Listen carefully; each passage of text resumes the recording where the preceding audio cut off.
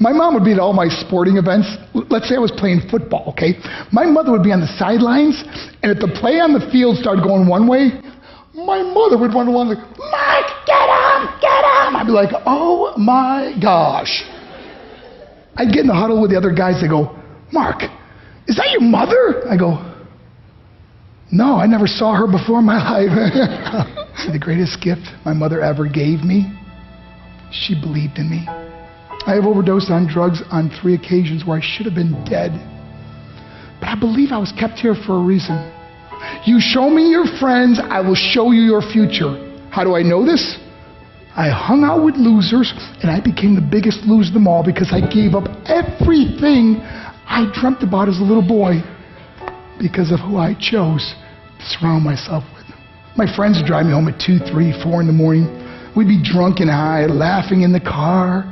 We'd pull up in front of my house in New York. They go, Mark, the light's on. I go, oh man, my mother's up. See, my mom wouldn't go to bed until she knew her son was still alive. I'd walk in, she'd say, hi Mark, how was your night? I go, it was good, Mom, I'm just gonna go to bed. She goes, can I talk to you for a minute? I go, Mom, I'm tired, I'm just gonna go to bed. She goes, Mark, I haven't seen you all day and all night. Can I please talk to you? I said, man, just leave me alone. You bug me. I'd slam my bedroom door on the one person who believed in me.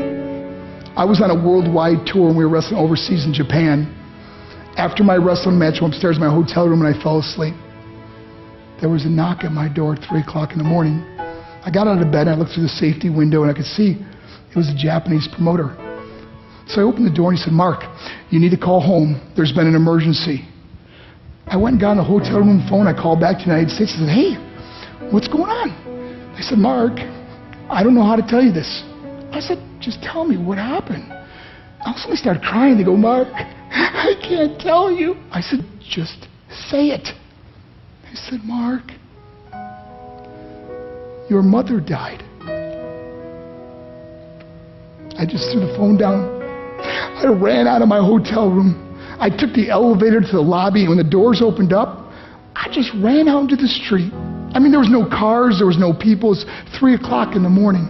And I walked down the middle of a street in Hiroshima, Japan, and I remember looking up and just saying, Mom, I am so sorry. I flew home for her funeral, and I was so nervous to walk up to her casket, so I just stood way in the back.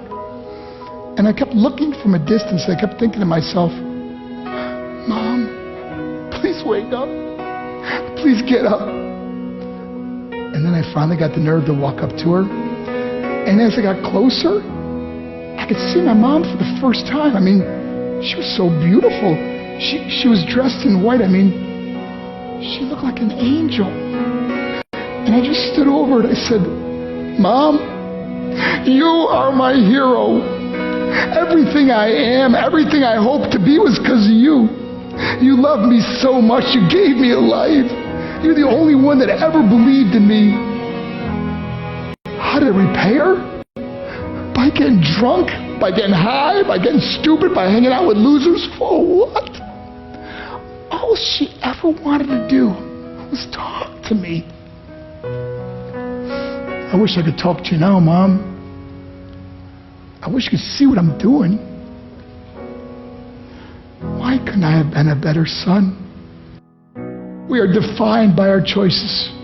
But if you surround yourself with people involved in drugs and alcohol and pills, it's a dead end. I'm not here to preach to you. I'm here to tell you I lived that life. It leads to broken hearts, broken relationships, broken dreams, and death. For what? To get high? If you have a mother or a father, when you go home, tell them how much you love them. See, my whole life was about being rich and famous. I had to be a millionaire. I had to win the race. I had to win the race at the expense of my marriage, my family, my friends. For what? To be all alone in the world? I learned what is truly important, and that is how precious this gift of life is, and our families, and how quickly it can be taken away. See, I no longer live in time. I live in moments. See, it's not what's in your pocket that matters. It's what's in your heart that truly matters. Love Love is just a word until somebody comes along and gives it meaning.